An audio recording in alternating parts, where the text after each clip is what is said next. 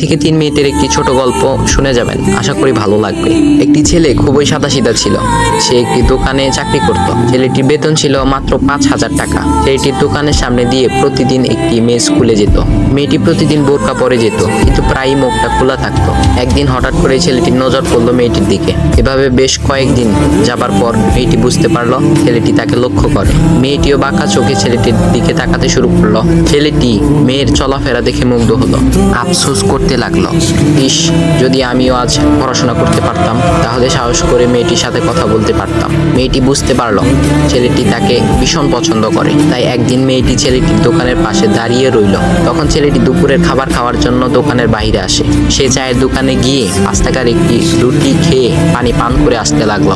তখন মেয়েটি তার কাছে গেল। তুমি ভাত খেলে না, রুটি দিয়ে পেট ভরবে? তখন ছেলেটি মেয়েটিকে দেখে অবাক হয়ে গেল। তখন ছেলেটি বলল, আমি ভাত খেলে আমার মা, বাবা আর ছোট বোনকে কি খাওয়াবো? মেয়েটি শিক্ষিত, তাই অল্পতেই বুঝে গেল।